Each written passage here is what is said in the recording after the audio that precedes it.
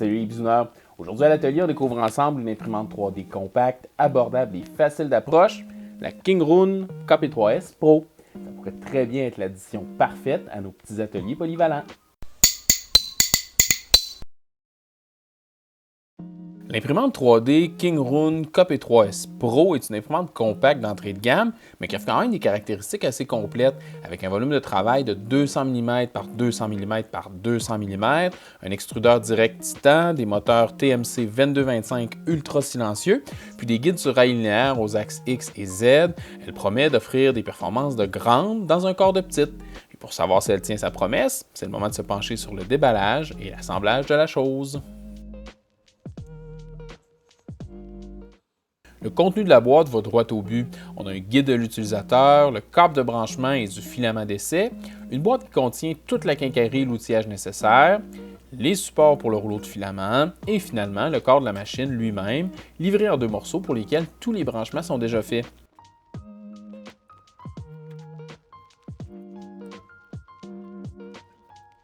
Et puis on a aussi la vis sans fin de la Z qui se cache au fond de la boîte. L'assemblage pourrait difficilement être plus simple. On installe d'abord 2 vis avec boulons pour rainure en T dans lesquels on vient glisser la base de la colonne de l'axe Z.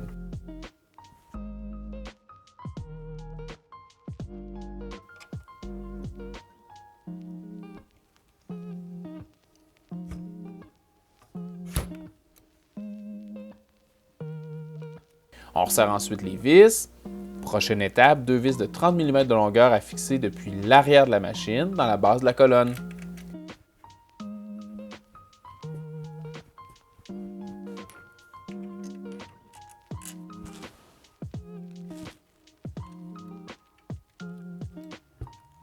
Finalement, on retourne la machine pour visser 2 autres vis dans la colonne par le dessous.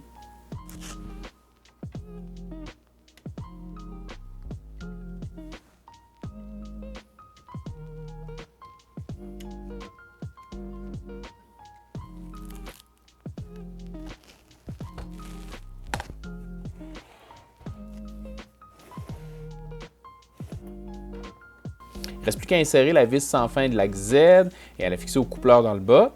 Et voilà, l'assemblage est terminé. En prenant bien notre temps, là, on arrive à y passer environ 5 minutes. Pas mal?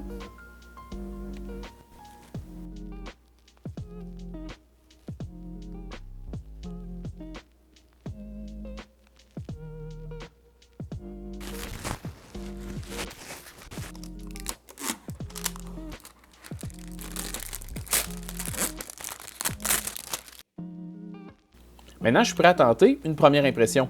Pour ça, je me tourne vers SketchUp où je dessine une pièce assez simple que j'exporte au format STL. J'utilise ici la version gratuite SketchUp Make 2017 avec l'extension STL Import and Export.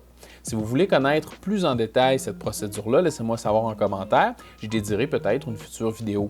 Pour passer de mon fichier 3D au format STL à une pièce imprimée, j'utilise un logiciel trancheur qui va déterminer le trajet de la buse de l'imprimante pour chacune des couches successives de l'impression. Ici, j'utilise le logiciel gratuit Cura, dans lequel l'imprimante Kingroon KP3S Pro est déjà préconfigurée. Une fois le tranchage terminé, j'enregistre le résultat sur une carte micro SD, puis j'entre ça dans le côté de la machine. À partir de l'écran tactile de contrôle, je mets le lit d'impression au niveau. Ensuite, je préchauffe la buse et le lit d'impression, puis il ne reste plus qu'à charger un filament dans l'extrudeur, puis on est prêt à lancer l'impression.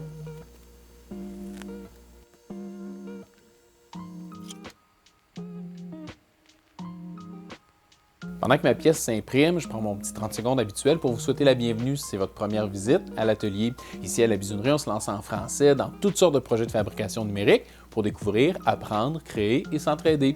Alors si le sujet vous intéresse, gênez-vous surtout pas pour vous abonner. Il y a une place pour vous dans la grande famille des bisouneurs. Et que vous soyez nouveau ou un habitué, si vous pensez que cette vidéo-là mérite d'être vue par le plus grand nombre de personnes, la meilleure manière de contribuer à la croissance de la chaîne, c'est de laisser un petit pouce de like juste en dessous. C'est un tout petit geste qui fait une énorme différence. Merci.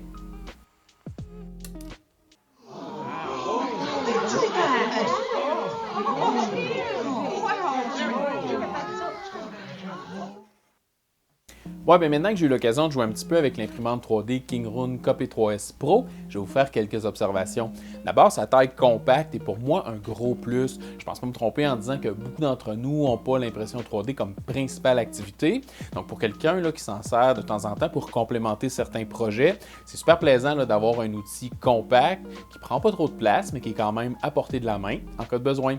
On s'en sera pas ici là, dans la fabrication de vases à fleurs, mais pour des plaques de fixation, des pions de jeux de société ou des petites pièces de remplacement autour de l'atelier, cet outil-là peut devenir vite très utile. Ensuite, autre chose qu'elle a pour elle, c'est sa facilité d'utilisation. J'en reviens à notre condition là, de bisouneur polyvalent qui ne fait pas de l'impression 3D une spécialité. Vous avez vu là, comment j'ai pu monter la machine, générer un programme, puis l'imprimer en seulement quelques minutes. C'est vraiment fascinant à voir aller. Une autre chose intéressante, c'est que cette machine-là est assez complète à un prix vraiment abordable. Au moment de publier la vidéo, on pouvait la trouver pour autour de 200 $. En surveillant les promotions, là, je suis à peu près certain qu'on peut s'en tirer de temps en temps pour même un peu moins que ça. Dans cette gamme de prix-là, c'est plus facile de justifier l'achat d'un outil qu'on n'utilisera pas nécessairement tous les jours. Maintenant, c'est certain que tout n'est pas parfait.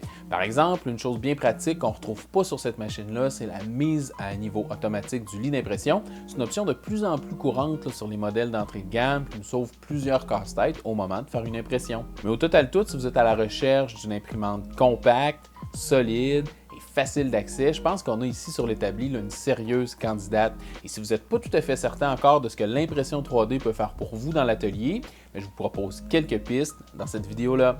On se voit là-bas. Merci d'avoir pris le temps de regarder. À bientôt!